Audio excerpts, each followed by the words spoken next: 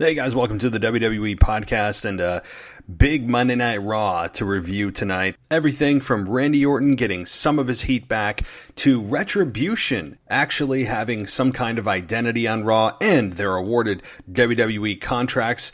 Yeah, I've got a lot to say on that. And we also have Zelina Vega earning her first Raw Women's Championship opportunity at Clash of Champions. So much to get into, so let's get everything started right after this. Are you in a position where you need to sell your home? Perhaps you're facing financial difficulties, or you're facing a foreclosure, a divorce, or maybe you're just relocating because of retirement. Maybe there are some other debt issues and you just need to sell your home. Well, here is a great solution for you. And that solution is Bright Realty Investment. They are a leading real estate solutions company, and their mission is to work hand in hand with all parties to handle every situation with the utmost professionalism and care. So if you're in a particularly stressful financial situation right now and you need to protect your credit, then don't waste another minute. Head on over to brightrealtyinvestment.com. That's brightrealtyinvestment.com. And when you go to the website, there's a really easy form you fill out. It's right at the top, and they'll get back to you immediately. So why wait? Don't let that divorce, that retirement, or other bad debt situation take control of your life. Take control back and head on over to brightrealtyinvestment.com where they can buy your house, protect your credit, and get your life back on track. Again, head on over to brightrealtyinvestment.com. Welcome to the WWE Podcast, the most passionate and authentic wrestling analysis on the web. We've got you covered with every Raw, SmackDown, and NXT show, giving you a no bullshit opinion. We know you love wrestling. We do too. So let's get this show underway. And that's the bottom line. What? 'Cause Stone Cold said so.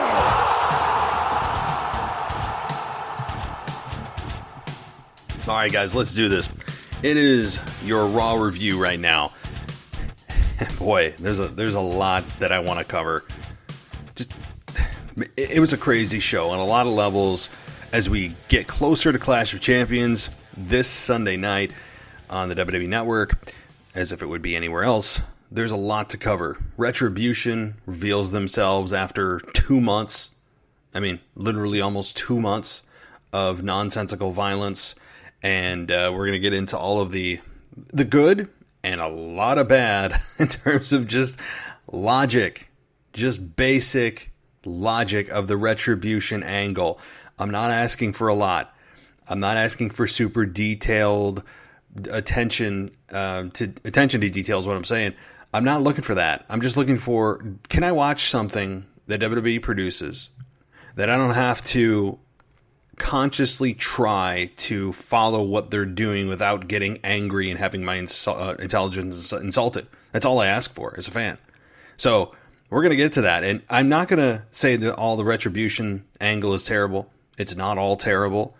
It's just the way they've been presented, I think, is the worst of all of it, which is just the unbelievability. Okay, so we're gonna get into that one hot and heavy very soon. But first, welcome to the show. This is the Raw review. Tomorrow will be nostalgia, and I don't have a topic. So if y'all got a topic and you can get it to me in time before I record tomorrow night, which is Wednesday night, the 23rd, then please do so, because I am looking for a topic for tomorrow night's nostalgia show. I have some things in mind, but like I said, sometimes I just don't get inspired until halfway through the day or a couple hours before the show, and I'm like, that's what I missed. That's what I want to talk about. That's what I love. So if you guys got something, though, please send it my way at realwwepodcast@gmail.com. We also have some voicemails to get to tonight. I think like 4 voicemails. So I want to get to you guys. I think it's also good to hear other voices. I've said that before. I'll say it again. You guys are really good about sending in voicemails when you have a rant or a question or just want to talk wrestling. And that's exactly what that's for. If you'd like to join the party and you're like, hey, what's this number? Call it 518-952-0247. That's the number to call. It is an unmanned line. For those that haven't called before, it's unmanned, I promise. No one's going to answer. It's not going to be weird. It just goes to voicemail. So Before I get there, though, before I get to the voicemail, before I get to the review, I want to shout out Chris Sadakis. Sadakis? So I'm terrible at this. Chris, I know I got that part right. Thanks so much for being a new patron of the show on patreon.com. A big thank you for your support, and looking forward to talking with you and creating maybe a show with you if you'd like. You have earned that as the top tier that you've selected for the Patreon levels. Thank you so much, and looking forward to talking with you. Alrighty, well, here are the voicemails. And let's get to it. I haven't reviewed them. I have not yet. I've listened to a little bit of it. So I'm really listening to this the first time that you guys are, which I think makes it more fun. I don't have predisposed comments, suggestions, or answers to this, which I think it makes it more fun, right? So let's get to it. Here's the first voicemail. Hey Matt, it's Jim in New York calling again. Last time I left you a message, which was my crazy idea that Drew McIntyre could be the leader of Retribution. I will say this past Monday on Raw, when they had the ring surrounded and Lee had his back to McIntyre for a split second, I really thought it was going to happen, but alas, it didn't. But sticking with the WWE title picture, I wanted to get your thoughts. Where do you think they're going with this? I think there's a bunch of different directions they could go, and maybe it gets cleared up tonight on Raw. But I think if they stick with Drew versus Orton in an ambulance match, which I really hope they don't, to me, an ambulance match is like a tables match. They set that up for the heel to win. It's kind of a cheap victory. Throwing Keith Lee into the mix, if they do stick with that ambulance match, maybe Keith Lee's waiting in the ambulance and attacks Drew as he's about to win or something. And Orton wins the title and it sets up Lee versus McIntyre for the future. Again, I don't like that option. Maybe they go with a triple threat match, which I would really love to see. And also, again, my out-of-the-box theory, like with the Retribution thing last month, kind of ties into your quick hits a couple weeks ago where you talked about the Tyson Fury thing with Drew McIntyre. I'm wondering if that's really going to happen. And if it does, I think they got to keep the belt on McIntyre. I think they'd like to have the boxing world champion against the wrestling world champion. But I think they'd also have to turn Drew heel. All these times they bring in these celebrities or athletes, they always have them go against heel wrestlers, LT against Bam Bam, Mickey Rourke against Chris Jericho, etc. So I do think there's a lot of different directions they could go. I'm very interested to see where you think they're going to go with this. And thanks for the great work, and I'll be listening. Bye. Hey, Jim, thanks so much for the voicemail.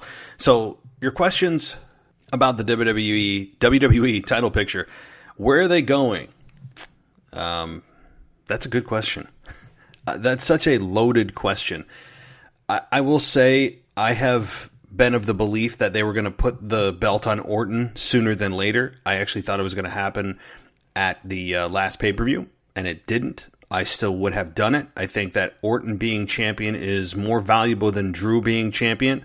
I know he won it at Mania, but I think that keeping it or putting it on Orton would make him even hotter than he is, and it would make Edge's return that much more important.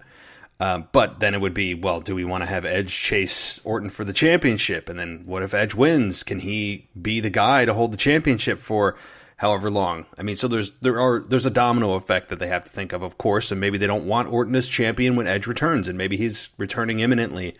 So I honestly think if I was WWE, I probably would bank on Drew remaining champion.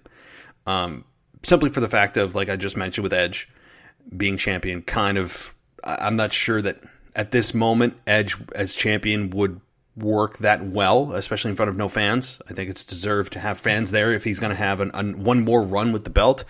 And the way that Monday Night Raw ended with Orton standing tall and then hitting him in the back with a chair halfway through the show tells you that Orton is probably going to lose.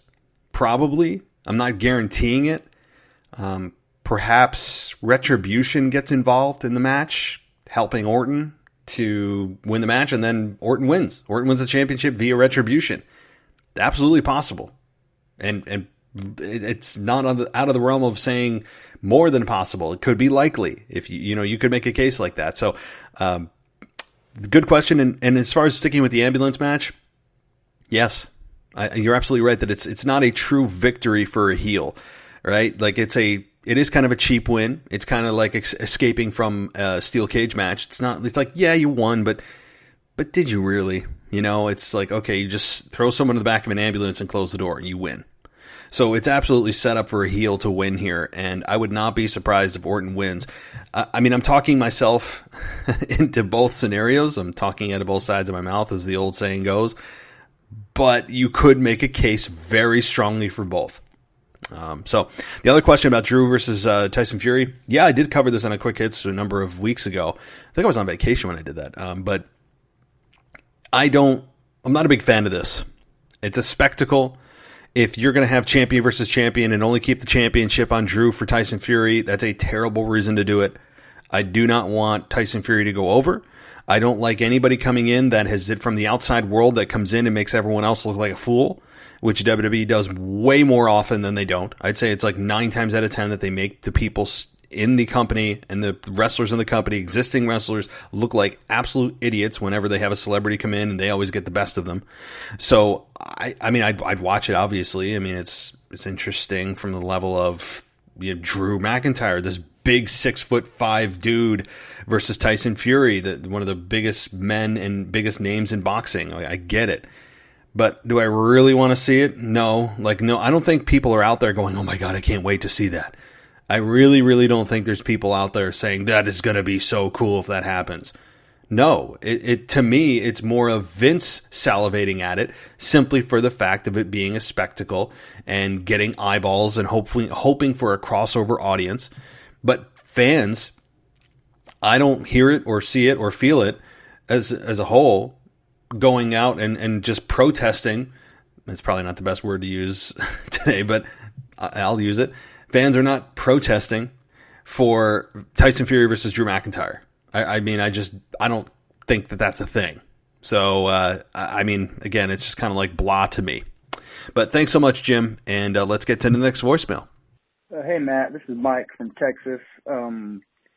My question, or I mean, I guess it's not really a question, but it doesn't pertain to the current product as far as storylines go, more so the pay-per-view schedule. I've heard you allude to it several times on how all of these gimmick pay-per-views kind of take a little bit of the luster out of each of the pay-per-views themselves. I mean, if you look, there's Elimination Chamber, Extreme Rules, Hell in a Cell, TLC, Money in the Bank.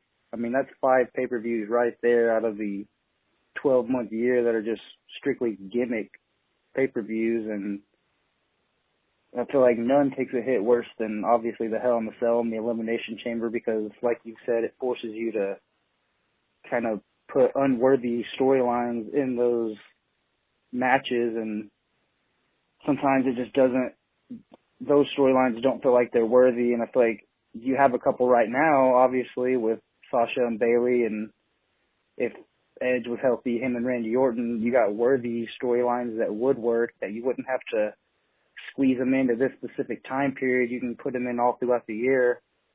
I mean, I'm not really sure what happened to a lot of the other pay-per-views, like No Way Out, Judgment Day.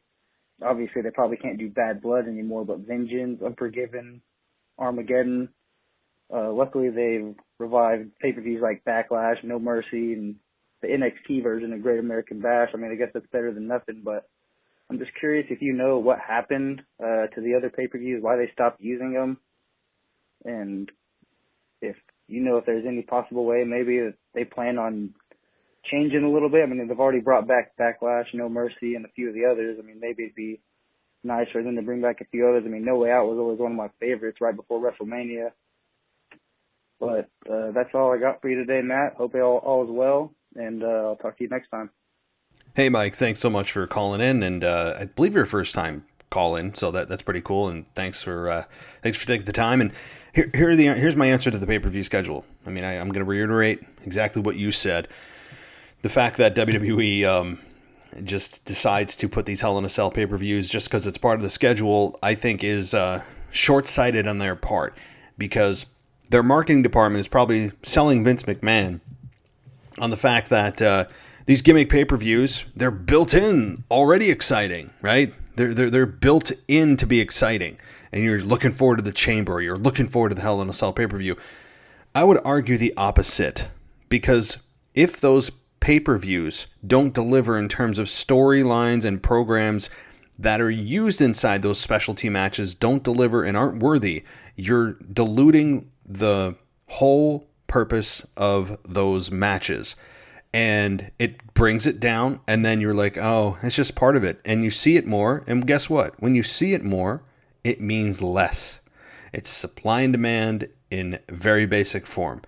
And I've said that many times on this show. So, I think WWE looks at those as very superficial boosts in their revenue or interest. They're trying to create interest in their pay-per-views. When they have TLC, all tables, ladders, and chairs, we get to see people beat each other up all night with inanimate objects. Hell in a Cell, all the sell.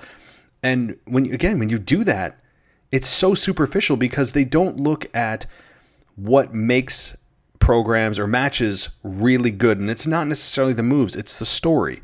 Always will be the story. Always, always, always. At a deep level, it will be the story. And when they try to use gimmick pay-per-views as a band-aid, or a mask, I should say, for the lack of really good stories, then that's where herein lies the problem. When you do not have great stories, you have to come up with gimmicks to superficially cover up the fact that you cannot create a great story. And then those gimmicks also start to mean less. So it's really, you're burning the wick at both ends. I mean, that's just what it is. So as far as where did those names go? Where did the names go, right? Where did Vengeance go? Where did Armageddon go? Well, I think I have a very corporate answer for you. And those names have innate problems in today's environment. Think about if WWE brought back the Armageddon pay-per-view in 2020. Yeah, I'll wait. I mean, personally, I don't care. I'm not offended. I think Armageddon is a great name for a pay-per-view. So do I think is Vengeance. I don't know what happened to them other than the fact that, and this has got to be it, is that they are no longer appropriately named, especially for what's going on as of late. It would just be hilariously bad for WWE to bring back an Armageddon pay-per-view in 2020. Given everything that's going on, just a bad call. No Way Out, though, I'm a bit kind of skeptical on that one. There's obviously nothing inherently wrong with those words or the pay-per-view name. There's really nothing negative or any kind of trigger that could set a sponsor off. I am with you that the No Way Out pay-per-view was something that I looked forward to every single WrestleMania season. It was like the final stop before WrestleMania.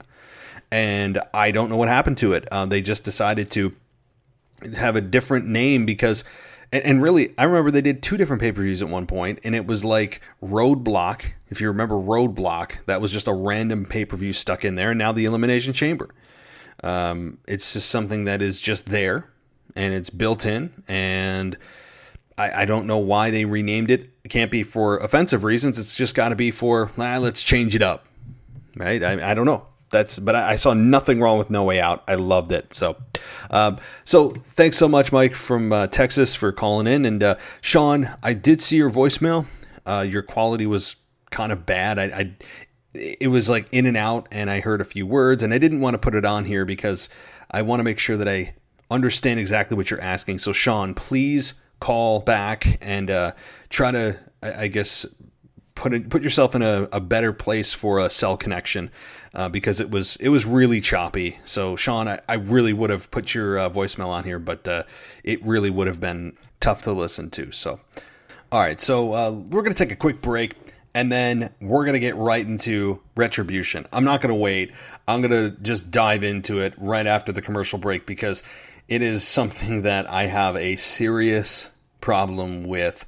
And again, I want to preface this. This is not a blank session, right? Like, I love wrestling, but when stories are bad, I call it out. And when logic is missing, I call it out. So, yeah, it's going to be a pretty critical segment coming up after the break, but I I want you to know too, I do see some good in this. There is some good in this. So I will also point that out. So those of you that, oh, here he goes ranting about wrestling. If he hates it so much, why watch it?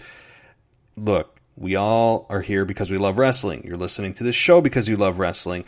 I just want to preface this by saying that I'm not part of WWE. I do not have any ties to WWE. I can say whatever I want, and I call a spade a spade. You guys know how it runs on this show. So, all right, here comes the break, and then we'll be back on the other side. You're listening to the WWE Podcast. We'll be right back after this short break.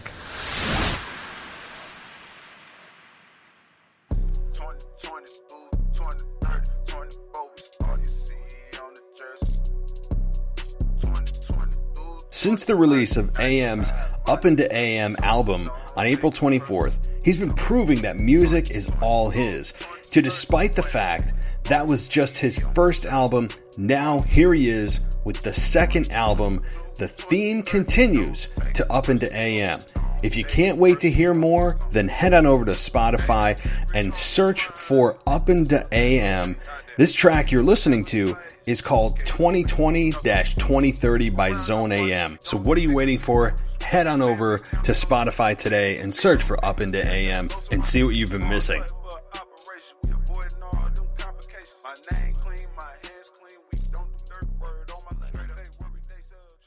Are you in a position where you need to sell your home? Perhaps you're facing financial difficulties, or you're facing a foreclosure, a divorce, or maybe you're just relocating because of retirement. Maybe there are some other debt issues and you just need to sell your home. Well, here is a great solution for you. And that solution is Bright Realty Investment. They are a leading real estate solutions company, and their mission is to work hand in hand with all parties to handle every situation with the utmost professionalism and care. So if you're in a particularly stressful financial situation right now and you need to protect your credit, then don't waste another minute. Head on over to brightrealtyinvestment.com. That's brightrealtyinvestment.com. And when you go to the website, there's a really easy form you fill out that's right at the top, and they'll get back to you immediately. So why wait? Don't let that divorce, that retirement, or other bad debt situation take control of your life. Take control back and head on over to brightrealtyinvestment.com, where they can buy your house, protect your credit, and get your life back on track. Again, head on over to brightrealtyinvestment.com. Welcome back to the WWE Podcast. Let's get back to more great wrestling audio.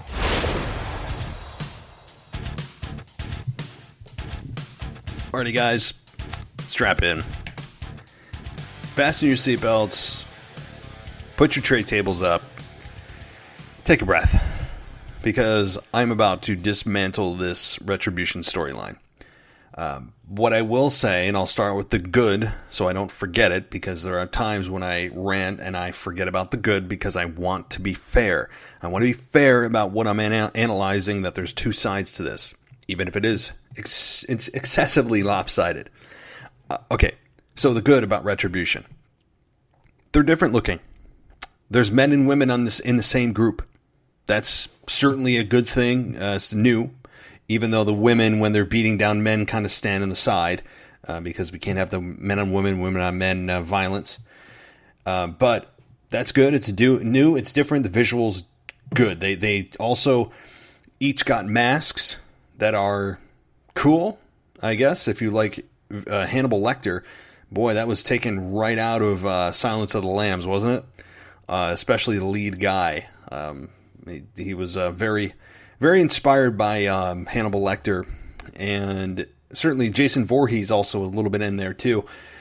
I'm fine with it. You know, I like the fact that they have masks and they have a voice. And they actually came on Raw, and they actually have contracts. We're no longer pretending that they are not supposed to be there. That long overstayed its welcome. So that is the good. That's where it ends. So let me start with the fact that they have contracts. So let me get this straight. This group of people that were destroying WWE property, throwing cinder blocks through windows, flipping over cars, throwing Molotov cocktails, destroying the power grid at the Performance Center, attacking fans, attacking production crew, attacking the announcers, destroying the ring, chainsawing the ropes. All of this, creating a super unsafe work environment, are rewarded with WWE contracts? Wait, what? How? Did I just say that? Yeah. How are they rewarded? Now you may say, well, you've been complaining that they haven't had contracts and we shouldn't be pretending that they're not supposed to be there anymore. Yeah, you're right. You're right. But how did they just get contracts? And I'm complaining about this too because I know WWE will not explain this. They're just going to be nonchalant about it. It's over. They have contracts. They're here. Okay. So we're no longer pretending that they're not supposed to be here. They're here. But are we ever going to get to how they got contracts? How they're rewarded with destructive behavior?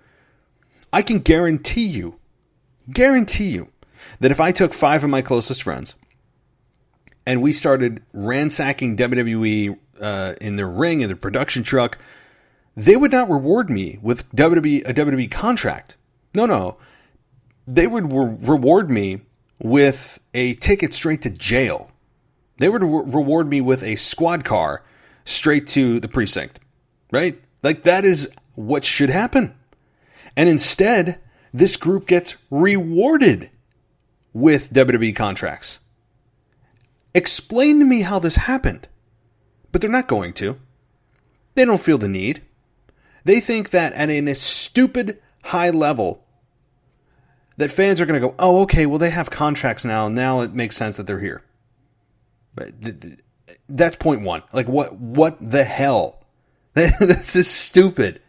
They could have at least fought for it or held somebody hostage for it or explained why they received contracts. Were they just so inept security-wise that anybody that can come in consistently and cause hell just gets rewarded? It's infuriating. It's infuriating. They're just the fact that they didn't explain it, and they were just lazily doing it without having to explain it at all is what's infuriating. So that's point one. Point two, Tom Phillips reiterated many times that now that they have WWE contracts, they can do anything to anyone, anytime that they want. It was said multiple times and made very clear. Let me get this straight. So, either A WWE contract always gives anybody this right to do, and it's always just built into all of these independent contractors' language in the contract, and anybody can do anything to anyone, which I guess you could make the case that is what pro wrestling is. But at the same time, this has never been really enhanced. It's never been highlighted as part of a contract. So I'm led to believe that it's kind of a special condition that these folks are actually given the ability to do anything they want to anybody. And that's pretty damn all-encompassing, meaning they can attack anybody at any time with no repercussions. So not only is this group rewarded for their awful, destructive, felony behavior, and I know they're not truly going to jail, it's wrestling. I'm not stupid, okay? I'm talking about just logic. I shouldn't have to think this hard. I'm not going into this nitty-gritty detail about, no, this is big holes in the story. Big. Huge. And the fact that they, again, are rewarded and they're able to, and it was reiterated over and over and over. Well, wait a minute. Now they can just do anything? So they're not only awarded contracts, they're also awarded the ability to do anything. Says who? Why? Is it just supposed to create the narrative to fans that this group is going to be unpredictable, they can do anything to anyone? Or is it just, well, yeah, that's how wrestling works? Which one is it? Right? Were they given special privileges and immunity from being fired from WWE? That's point two. Point three. They're absolute hypocrites in the storyline. The very company that they seek to destroy, the very company that they are deeming toxic and as part of the problem, are actually a part of the problem. You may say, what are you talking about? They are, number one, this is like 3A. They are claiming that people are there for the money and the greed. Well, wait a minute. You guys were rewarded contracts from WWE. So you're being monetarily rewarded from WWE for not only your behavior, and apparently now you have immunity from everything, and you can do anything to anyone, but you are now a part of the problem that you describe other people being as the problem. I mean, what? And also, do they really need contracts? I mean, yeah, they haven't had an official match, but they have gotten in scot-free without security for the last 8 weeks. So do they really need contracts? I mean, I guess they wanted WWE's money, of which they're shaming other people for, but when it's lining their own pockets, it's okay. It's just the hypocrisy in this, and maybe that's the point, but I don't think it is. I don't think WWE's digging that deep into it, and they're talking about Retribution shaming other people for being greedy in WWE and their contracts, yet they're awarded contracts. I guarantee WWE is not looking into this. I will bank on it. Really. And the other point is, if you're truly trying to destroy a company, if you're really trying to take people out, why are you adhering to the rules of a match? If your goal is destruction, if your goal is to completely flatten the WWE, why are you taking up TV time and helping out WWE in terms of ratings? Because Retribution, let's be honest, is a very decent talking point among fans. So if you are taking up their time and you're under a contract with them, then you're obligated to do the best that you can and that your services are for the company's benefit. That's what the contract says. Unless this contract is the worst contract of all time written by WWE lawyers. I don't understand this. There are so many plot holes and loopholes that I can't even enjoy the storyline, and I'm trying really hard. I am trying with everything in me to enjoy this Retribution storyline. I'm trying. And there are some good things to cling on to, like it's new people. The girls and guys are in the same group. They're different looking. The cool masks. The head guy is an okay promo. Like, there are some things that you can stick to. And then, oh yeah, don't forget the indiscriminate number of their buddies who apparently don't have contracts are being allowed to come in at any time at will. I mean, this is just poor storytelling. Poor, you know what it is? Not even more than poor storytelling. Poor storytelling is a symptom. The problem is preparation. The problem is long-term vision. That's the problem. The symptom will then become bad execution, bad stories, because you didn't have a plan in place. That's what's happening here. That's what's happening. Because people are starting to lose interest in Retribution and going, including myself, including many others. And we're saying, okay, we're done. Like, what? We don't care what you're here for anymore. This is not progressing. You're spinning your wheels. I'm over this. And WWE, I feel like, was kind of forced by the fans' impatience, but rightfully so. Rightfully so. This is not fans going, oh my God, I need something new every week. No, fans after 8 weeks are like, is this going anywhere? And WWE is probably like, oh, these impatient fans. No, we just want a story that we actually think you've prepared ahead of time instead of at whim changing on the fly, which is what I feel like WWE has done with Retribution and what they've done with Raw Underground. Although, I have some good things to say about Raw Underground coming, believe it or not. And that's what Retribution feels like. A haphazardly thrown together storyline that was thought of a few months ago. And Vince is like, I like it. And somebody's like, well, what's the end game? Where are we going? I don't know, pal. We'll figure it out along the way. I mean, that is That's what it sounds like the production meeting went. And yeah, it's pulling off real world events. We know that. We know what they're pulling from. We know the group, the real life group that they're pulling from. And it's a dangerous, dangerous line to toe with what they're doing, but they've done it pretty successfully thus far in terms of not creating too much negative press. I'm not saying successful in terms of storyline, just the not getting themselves in a lot of trouble with their sponsors and the general public. But does anybody else feel me on these things? I mean, I am I just overthinking this? As you're overanalyzing everything, you just want to complain. I don't think I am. I mean, I know there's times where I probably have gone over the line and just nitpick the nitpick, and you can nitpick on everything. I get it.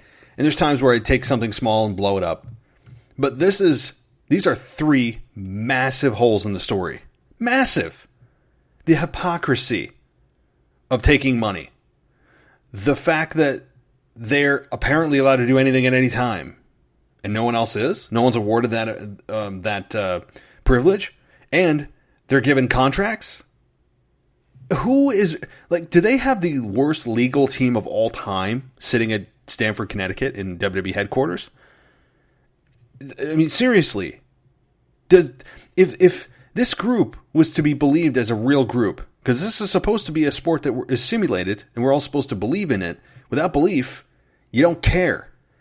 But if this is supposed to be a group that is extremely dangerous to employees, has created thousands of dollars in damage in WWE property, has threatened everyone in the organization, and they're rewarded with contracts? Again, you could argue, like, I can hear somebody out there saying, well, wait a minute, you were saying that they were supposed to be, that we are all stop pretending that they're not supposed to be there. Now they're there, and then you're complaining. No, because they could have they didn't develop a bridge to get there. They just teleported them to the other side of the river. They didn't bridge anything. They just are awarded contracts after all of this felony behavior by a company that is supposed to be mitigating liability. I mean, they could have easily said, hey, they held so-and-so hostage, or, I mean, there's ways to do it. They could have collected a ransom or said, we want contracts or something bad is going to happen, right? I mean, you can't go too extreme. You can't, like, threaten someone's life or threaten to bomb something. I mean, you got to be really, really careful, but there's creative ways to do it, and they didn't do it. They just, again, indiscriminately decided to reward bad behavior, but I guess that's just kind of a reflection of WWE's storytelling as a whole. Meaning, what do I always say on this show? At least once a show. Attack the champion, get a championship match. It's just magnified and blown up by 10 on this level, but it's the same premise. It's the same thing. So I think I've said my piece. I was telling myself not to yell. I may be doing a YouTube video about this, by the way. If for those of you that are like want to see me rant a little more, I may do a couple-minute video on this and publish it tomorrow. We'll see. Which, by the way, is youtube.com/the WWE podcast. Go ahead, subscribe, and take a look at the videos I've produced. I haven't done one in 4 days or so. I'm just super busy trying to pack and everything else going on in my life. But check it out, youtube.com/the WWE podcast. So, all right, let's move on from Retribution and talk about Randy Orton and Drew McIntyre. Yeah, Randy Orton attacked Drew and then cut a promo and talked about the fact that, hey, I'm going to be there Sunday.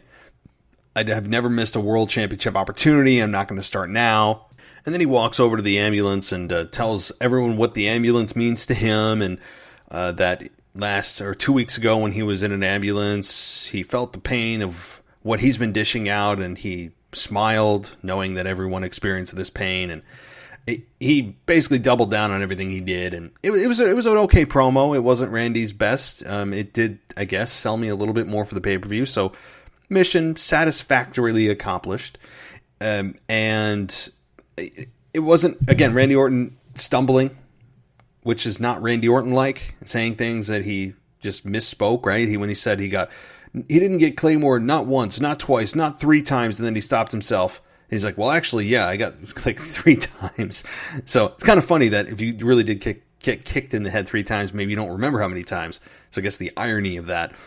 But the fact that they can't even mention concussion, we have to talk about Drew's broken jaw. We can't talk about the fact that if you had a 275-pound man drop kick you in the head 3 times, like we cannot. Is the word concussion on the naughty list for Vince? Is that what this is?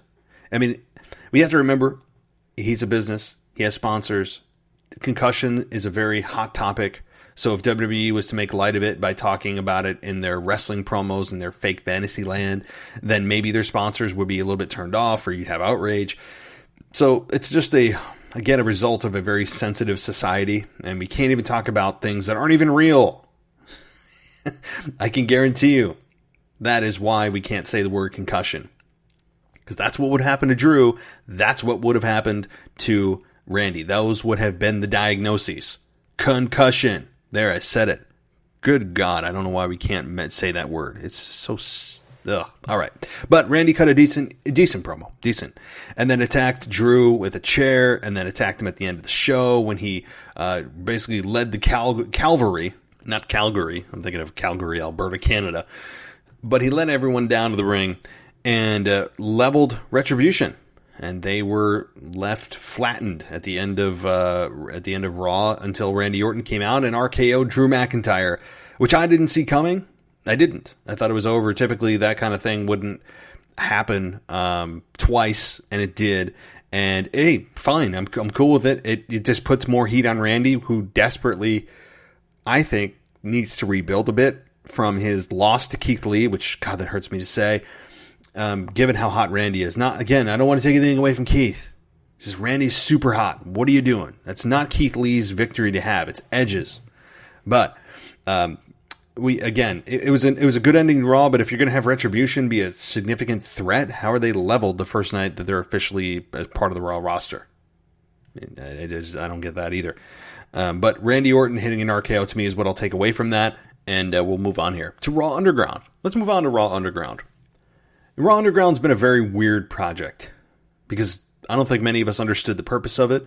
I don't think many of us understood the end game or why it existed, other than a reason to bring back Shane McMahon and then have it kind of be just something different. I mean, I've been critical of it because it's a UFC pro wrestling style, which doesn't mix. You can't mix those two. They're oil and vinegar or oil and water, whatever analogy you want to use. I'm not a science guy, by the way.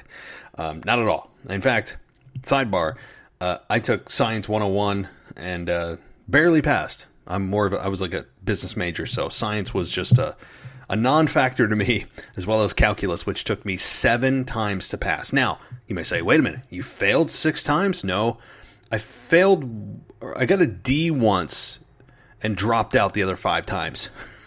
As I didn't want to fail. So I eventually got a C over a summer course at a local college, and it was the best time of my life. Calculus is the antithesis of my being. It is an evil topic, an evil genre to get into. But if you're a math person, or maybe you're an engineer, God bless you. My mind is the opposite of an engineer's. Like, thinking about it, every little thing works, and that ain't me. Like, I'm very simple, right? I'm very simple.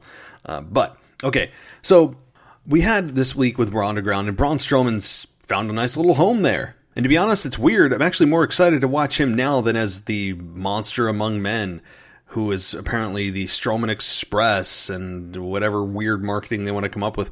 He's just a guy in a tight workout, like polyester shirt or whatever it is, and he's just kicking ass. I like it. This to me is like a really good version of Braun Strowman. He doesn't talk. He just comes in there. He's a big dude, and he just whoops ass. And I'm fine with it for now. I mean, granted, this is kind of it feels like a little bit of a hold me over for Braun Strowman before they kind of find an opponent for him, a real opponent. And yes, this past week, he faced Dabba-Kato. Okay, we know that.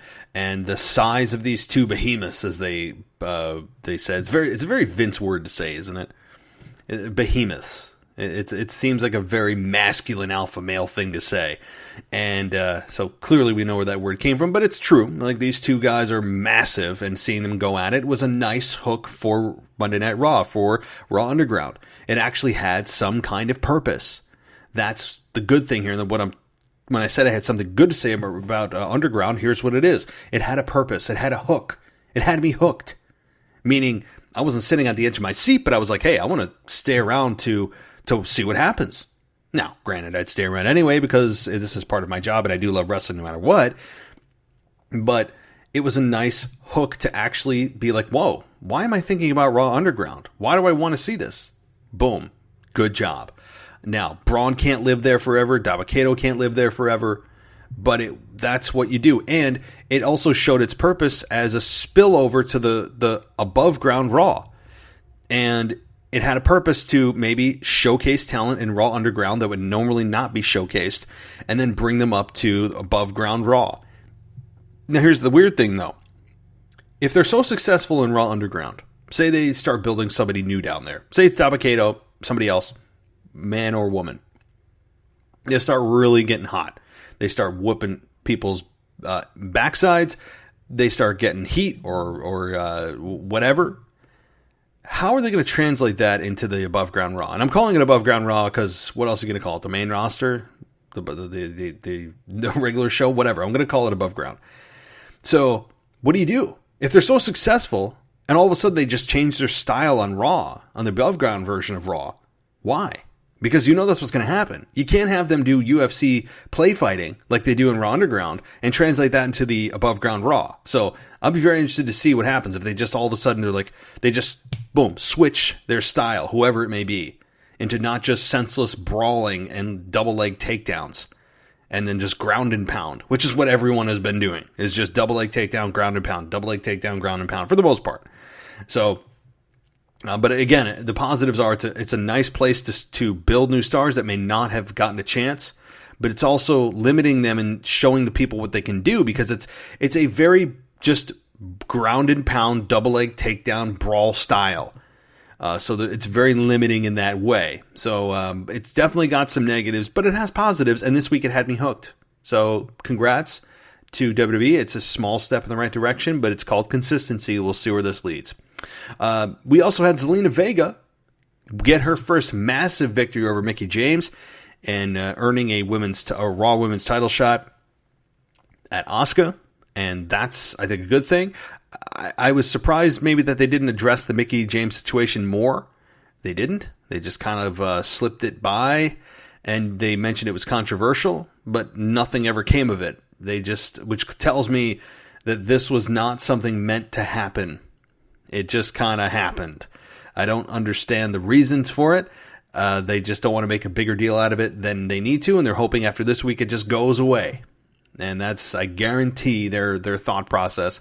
And they put Zelina Vega, who, hey, you guys, I don't even need to say it to you guys. You know how much of a big fan I am of her. And in the ring, now again, in the ring, and on promo and presence and cadence and promos and all that are two different things.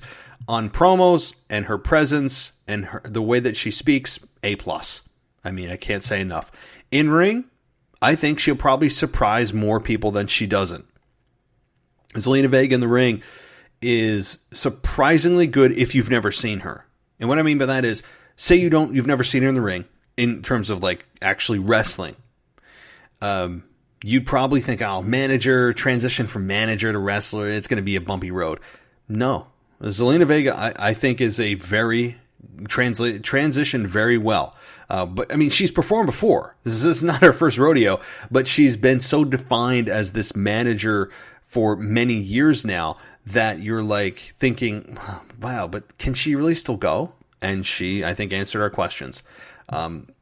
I have my reservations that she's going to have a title victory or a championship win in the near future. I think Asuka is the one to beat right now, and I don't see Zelina Vega taking the championship from Asuka at this point.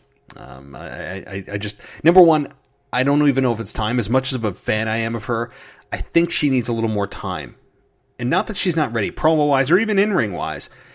It's just a time for fans to get to know the competitor of Zelina Vega. We've seen the manager. We know what she can do. She's got so many innate talents and things that you can't teach that are just there for her.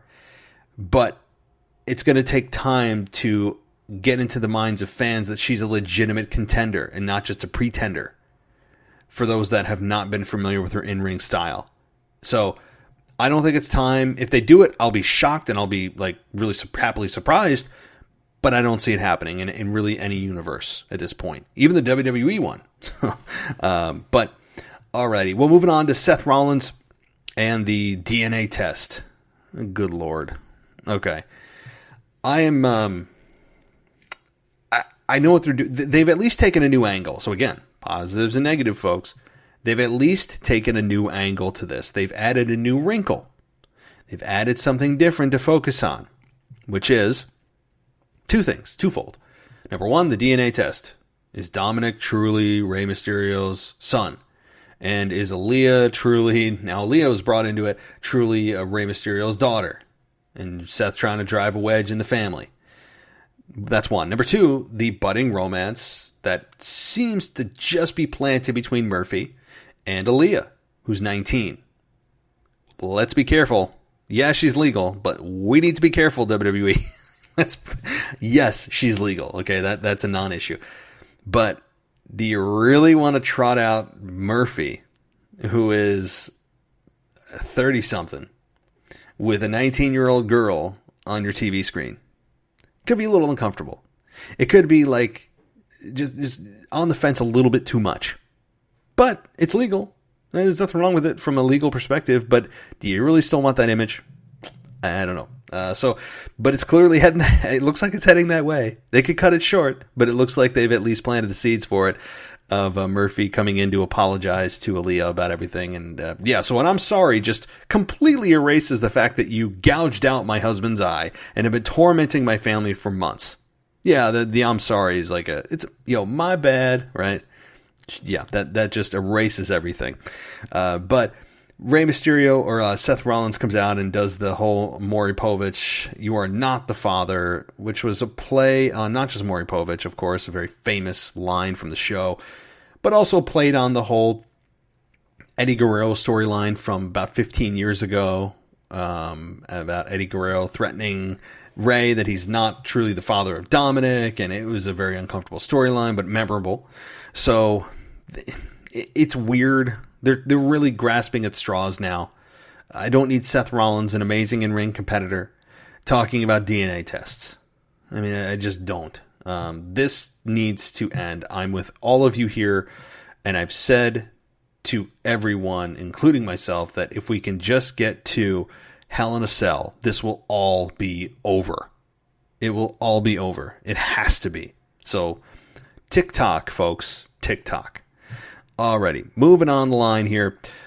We also got the Street Profits on commentary, who were, again, they are what they are. If you like that kind of personality, you like the Street Profits. I'm not a fan, not my cup of tea. Doesn't mean I don't think they're great competitors and they got have a presence on camera. But it's just not my cup of tea in terms of cheering for that type of personality. And it's just the way it is. They're the antithesis of like somebody I would hang out with. They are. Not that, again, I want to be clear. I don't think they're bad people. If that personality was real life, I would distance myself so fast from that person. It would leave a trail of fire on the ground of how fast I would just move away from that person. I mean, it's anyway. So we got them on commentary during the tag match between Angel Garza and Andrade versus Seth and Murphy. And Angel Garza and Andrade ended up coming out on top. And that was nice to see, albeit because Seth said that Murphy that he has he has some things to think about, and basically left him high and dry. What is Murphy even doing with Seth after this point? I mean, what is he doing? How did we not take last week as a breakup and have WWE follow through? Like, what is happening? How is Murphy still with Seth? They came out like nothing happened this week. Like, what? What is happening? Murphy was beat to a pulp last week. and he's back. I mean, I don't know. Kevin Owens with Shane McMahon on the KO show. I'm glad they at least brought up a little bit of their history to not ignore it. Fine. Let's move on. How he was rehired, we'll never know. But at least they addressed it. Fine. It was a setup and a promotion for Dabba-Kato and Braun Strowman for later in the night at Raw Underground. Fine. Fine. I'll leave that alone. But Aleister Black came out and attacked Kevin Owens again and slammed him groin first into the ring post 3 times. This program continues, and I'm fine with it. I like the eye band or the headband that Aleister Black is wearing. I think it fits him well. I think he should wear it even after his eye heals. It really, really is adding a lot. I don't know what it is, something so simple. Keith Lee versus Drew again.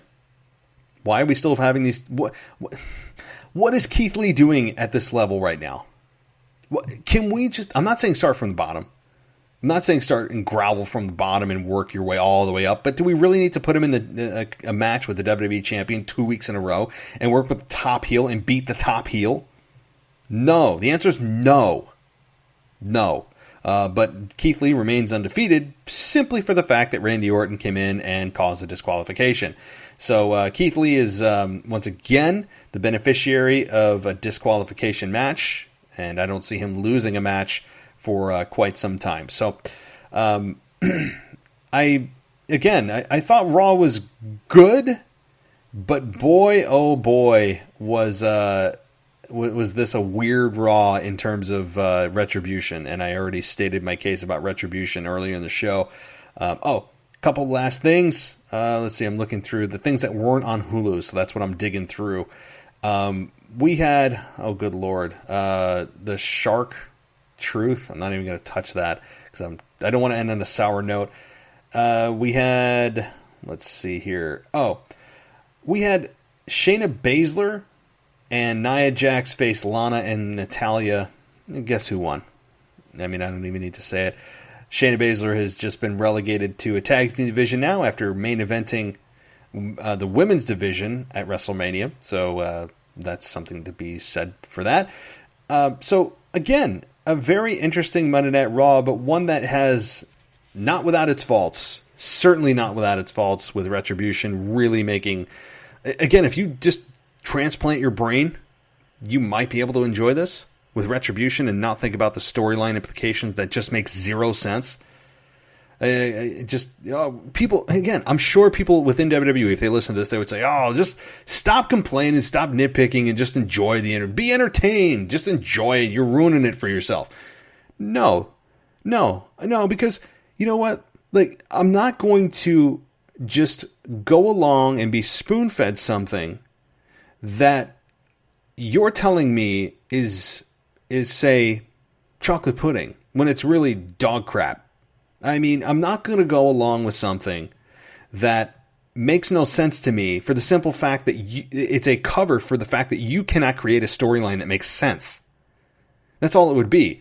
If somebody in WWE told me that and they were being serious, that's clearly them trying to cover their backside for the lack of a logical story. By just, forget about the details. Well, that's what a storyline does. That's what a storyteller does. That's what a story writer does. It's concerned about those kinds of details. Okay, well, anyway, guys, thanks so much for listening to my Monday Night Raw review. If you like this, please give us a subscription if you want to do that, whether it's on Apple Podcasts or on any other platform that you listen to us. Also, head on over to YouTube at youtube.com/the WWE Podcast. Just getting going there. I mean, I think we're still under 200 subscribers, but hey, we're just getting things going. I'm going to try to grow it as much as I can. And if you want to be a part of it, head on over there, and it'd be much appreciated. Tomorrow, Wrestling Nostalgia, and then the prediction show for Clash of Champions coming up on Saturday. I'm working on getting a co-host there. And of course, this coming Sunday or Monday, we're going to be doing a collaboration with the Botch Guy. So if you haven't heard it before, we did one at SummerSlam, and now The Botch Guy and I are reconnecting for Clash of Champions. Please give this guy a subscription on YouTube. Really good. One of the best, I think, wrestling channels out there in terms of just authenticity and entertainment. Flat out entertainment. Head on over to The Botch Guy on YouTube and give him a like and a subscribe as well. So, alrighty, guys. Thank you again so much for listening. It's always a pleasure to be able to vent and talk with other wrestling fans that love it and hate it just as much as I do. So until then, guys, you know what I'm going to say. I'll be talking to you soon. Are you in a position where you need to sell your home? Perhaps you're facing financial difficulties, or you're facing a foreclosure, a divorce, or maybe you're just relocating because of retirement. Maybe there are some other debt issues and you just need to sell your home. Well, here is a great solution for you. And that solution is Bright Realty Investment. They are a leading real estate solutions company, and their mission is to work hand in hand with all parties to handle every situation with the utmost professionalism and care. So if you're in a particularly stressful financial situation right now and you need to protect your credit, then don't waste another minute. Head on over to brightrealtyinvestment.com. That's brightrealtyinvestment.com. And when you go to the website, there's a really easy form you fill out. It's right at the top, and they'll get back to you immediately. So why wait? Don't let that divorce, that retirement, or other bad debt situation take control of your life. Take control back and head on over to brightrealtyinvestment.com, where they can buy your house, protect your credit, and get your life back on track. Again, head on over to brightrealtyinvestment.com.